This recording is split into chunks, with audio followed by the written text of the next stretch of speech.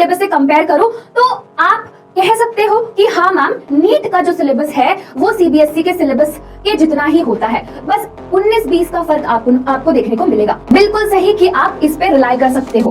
Again I am repeating, honestly बात करूंगी कि सीबीएसई का सिलेबस इनफ नहीं है आपके जेईई मेन के एग्जाम को क्लियर करने के लिए। कंक्लूजन क्या निकला, आप मुझे फाइनल आंसर बता दो, है ना। तो देखो यार, फाइनल आंसर की अगर मैं बात करूं,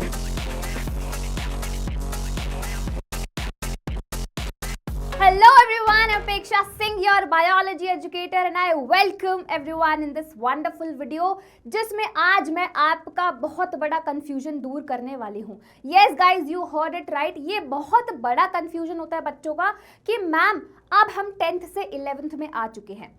अगर मैं मोस्टली बच्चों की बात करूं, इवन 90% बच्चे जो हैं कॉम्पिटिटिव एग्जाम्स की तैयारी कर रहे होते हैं, जैसे कि नीट या फिर जेईई, है ना, मेडिकल की तैयारी करेंगे या फिर इंजीनियरिंग की तैयारी कर रहे होते हैं। उनका ये बहुत बड़ा क्वेश्चन होता है कि मैम क्या सीबीएसई का सिलेबस इनफ है हमारे कॉम्पिटिटिव एग्जाम को क्लियर करने के लिए, है ना। तो आज इसका आंसर मिल जाएगा इसी वीडियो में, बट उसके लिए आपको क्या करना है, इस वीडियो को एंड तक देखना है। यहाँ पर मैं आपको ऑनेस्टली, है ना, कुछ भी इधर उधर घुमाऊंगी नहीं, बिल्कुल पॉइंट कट टू कट बात करूंगी। कुछ भी ऐसा नहीं बोलूंगी कि मतलब जिसमें मेरा फायदा हो, या फिर मैं ऐसा आपको बहलाऊंगी नहीं, बिल्कुल ऑनेस्टली आंसर दूंगी कि क्या सही है और क्या गलत है। ऑलराइट, चलिए शुरू करते हैं। देखो, स्टोरी से स्टार्ट करते हैं। क्लास 10th के बच्चे हैं, है ना। अब क्लास 10th हो गई क्लियर, अब हम आ चुके हैं 11th क्लास में। अब जो 11th क्लास है ना, ये इनके लिए एक टर्निंग पॉइंट होता है। कैसा turning point ma'am? 10th class में हमारे पास बहुत कम सिलेबस होता है, वहीं पे जैसे ही आप 11th क्लास में आते हो, सबसे पहले तो सिलेबस इतना ज़्यादा हो जाता है कि बच्चा घबरा जाता है कि मैम कैसे मैनेज करूँ मैं, है ना, कैसे मैनेज करूँ। साथ ही साथ एक चीज़ और ऐड हो जाती है, आपके ऊपर एक प्रेशर आ जाता है कि हमें कॉम्पिटिटिव एग्जाम की भी तैयारी करनी है। अब हमें इन दोनों को बैलेंस करना है, ठीक है। हमारे बोर्ड्स को भी बैलेंस करना है, हमारे बोर्ड एग्जाम्स को भी बैलेंस करना है, या फिर स्कूल एग्जाम्स को भी बैलेंस करना है, साथ ही साथ कॉम्पिटिटिव एग्जाम की भी तैयारी करनी है। तो क्या मैम इन दोनों का सिलेबस सेम है या फिर हमें कुछ एडिशनल पढ़ना पड़ेगा? सबसे पहले मैं बात करूंगी नीट की, है ना।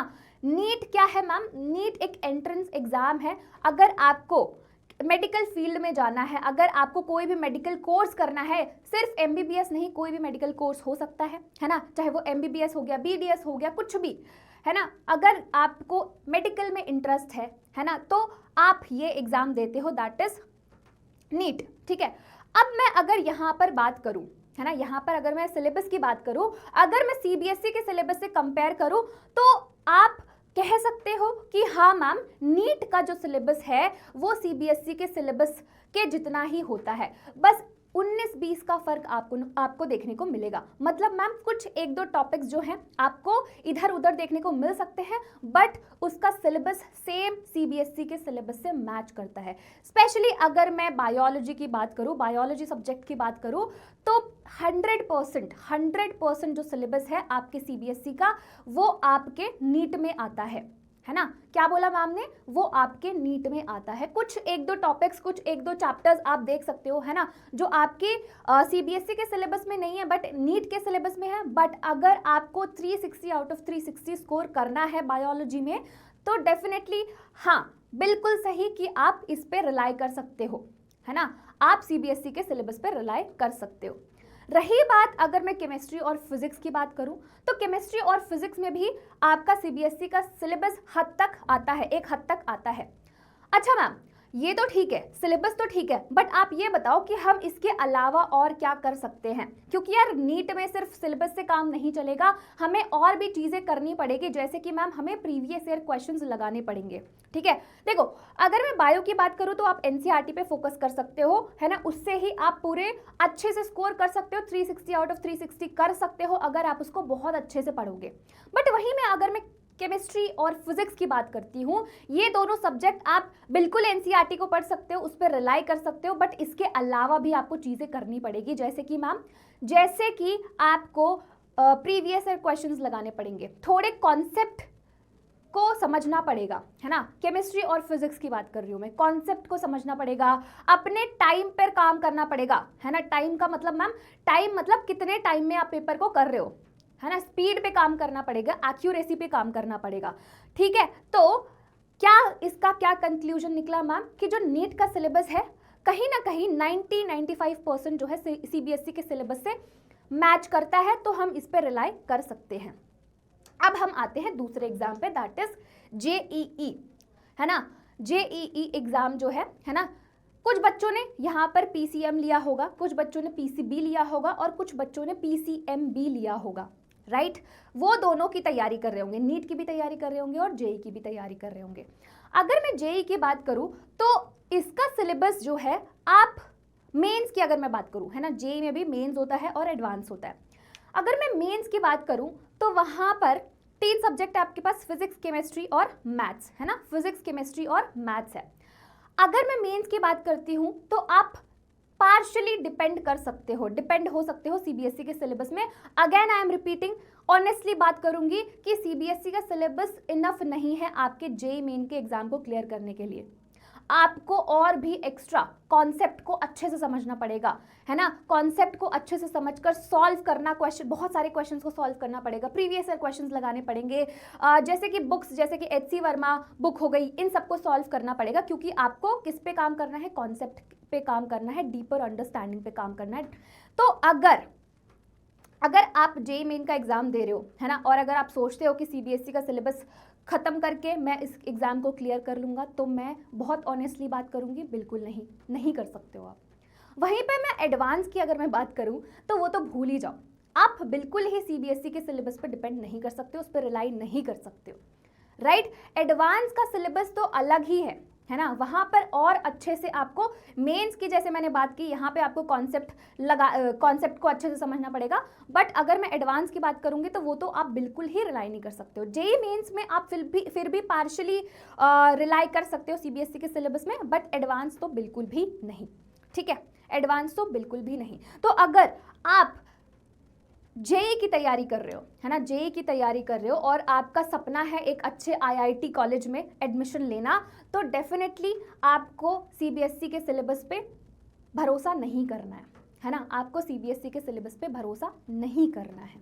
ऑलराइट, अच्छा, अब मैम इन सबका कंक्लूजन क्या निकला, आप मुझे फाइनल आंसर बता दो, है ना। तो देखो यार, फाइनल आंसर की अगर मैं बात करूं, तो अगर नीट की यहां पर बात करती हूं तो मोस्टली यस, है ना, मोस्टली यस, आप सीबीएसई के सिलेबस पर रिलाई कर सकते हो, उस पर भरोसा कर सकते हो, ठीक है, एनसीईआरटी के साथ।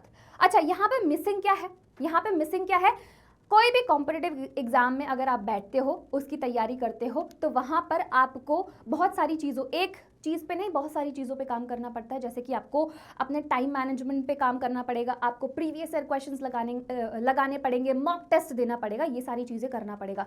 तो सिलेबस तो ठीक है, सिलेबस तो हम लोग समझ गए कि हाँ, हम लोग भरोसा कर सकते हैं, बट उसके अलावा आपको क्या करना पड़ेगा, एक्स्ट्रा क्या करना पड़ेगा जो आपका सिलेक्शन इंश्योर करेगा, वो है कि आपको एक्स्ट्रा एमसीक्यू प्रैक्टिस करना पड़ेगा, ठीक है, क्योंकि नीट का एग्जाम क्या है, मल्टीपल चॉइस क्वेश्चन के फॉर्म में आता है, राइट, एमसीक्यू। तो एक्स्ट्रा एमसीक्यू प्रैक्टिस करना पड़ेगा, फिजिक्स के कॉन्सेप्ट को लगाना पड़ेगा, फिजिक्स को अच्छे से समझना पड़ेगा, ठीक है, साथ ही साथ मॉक टेस्ट देने पड़ेंगे। मॉक टेस्ट दोगे तो आपको अपनी गलती का रियलाइजेशन हो जाएगा, ठीक है। मॉक टेस्ट में नंबर कम आ रहे हैं, अभी आपको पता चल गया कि मेरा वीक टॉपिक कौन सा है, ठीक है, आप उस पर जाकर फोकस कर सकते हो, उसको दोबारा से पढ़ो, फिर दोबारा से टेस्ट दो। तो ये सारी चीजें आपको एक्स्ट्रा करना पड़ेगा, है ना, सिलेबस के अलावा, तब जाकर आप इस कॉम्पिटिटिव एग्जाम को क्लियर कर सकते हो। अगर आपका सपना है किसी अच्छे कॉलेज में एडमिशन लेना, एम्स में एडमिशन लेना, या फिर बहुत अच्छे, जितने भी अच्छे कॉलेजेस है, मेडिकल कॉलेजेस है, उसमें एडमिशन लेना और डॉक्टर बनना, तो आपको ये करना पड़ेगा, ठीक है। चलो जेईई मेन पे आ जाते हैं। तो जेईई मेन की अगर मैं बात करूं तो पार्शियली आप भरोसा कर सकते हो, इसके अलावा आपको एक्स्ट्रा क्या करना पड़ेगा, हाई लेवल प्रैक्टिस और ट्रिकी क्वेश्चंस लगाने पड़ेंगे। यहाँ पे आप बिल्कुल भी आप एकदम कंजूसी नहीं कर सकते हो कि भाई नहीं ये क्वेश्चन बड़ा टफ सा लग रहा है, इसको नहीं लगाएंगे। यहाँ पर आपको ट्रिकी क्वेश्चंस को लगाना ही पड़ेगा, उनका सामना करना ही पड़ेगा, वरना तो भूल जाओ सिलेक्शन, ठीक है। मैं बहुत ऑनेस्टली बात करूंगी, भूल जाओ सिलेक्शन। अगर आप क्वेश्चंस को फेस नहीं कर सकते हो और आप सोचोगे कि मैम ये क्वेश्चन तो नहीं हो पाएगा, इसको छोड़ देते हैं, ठीक है। नेक्स्ट एडवांस पे अगर आते हैं तो यहाँ पे तो आप बिल्कुल ही भरोसा नहीं कर सकते हो, बिल्कुल रिलाई नहीं कर सकते हो। यहाँ पर आपको रिलाई ही नहीं करना है, ठीक है, सीबीएसई के सिलेबस पर रिलाई ही नहीं करना है। एडवांस प्रॉब्लम सॉल्विंग और डीपर कॉन्सेप्ट, है ना, बहुत अच्छे से कॉन्सेप्ट को समझना है और बहुत अच्छे लेवल पे आपको तैयारी करनी पड़ेगी, तभी आप एग्जाम को क्लियर कर पाओगे, वरना नहीं कर पाओगे, ठीक है, वरना नहीं कर पाओगे। सो ये मेरा फाइनल आंसर है। सो आई एम होपिंग कि आपको अच्छे से समझ में आ गया होगा जो मैं कहना चाह रही हूँ, है ना। नीट का भी मैंने बता दिया है और जेई का भी मैंने बता दिया है कि कितना भरोसा आप सीबीएसई के सिलेबस पे कर सकते हो। तो अगर आपका टारगेट है इनमें से कोई भी एग्जाम को क्लियर करना, किसी भी कॉम्पिटिटिव एग्जाम को क्लियर करना, तो डेफिनेटली आप ये वीडियो ज़रूर एक बार देख लेना, क्योंकि अभी आप जस्ट 11th में आए हो तो आपके दिमाग में ये ज़रूर क्वेश्चन होगा, ठीक है। तो आई होप कि मैंने आपके क्वेश्चन का बहुत अच्छे से आंसर दे दिया होगा, ठीक है। सो चलिए, thank you so much everyone, है ना, thank you so much everyone. और अगर आपको ऐसी और वीडियोस चाहिए तो आप डेफिनेटली कमेंट सेक्शन में मेंशन कर सकते हो। ऑल राइट, चलो, तो तब तक के लिए bye, tata, take care and पढ़ाई करते रहो।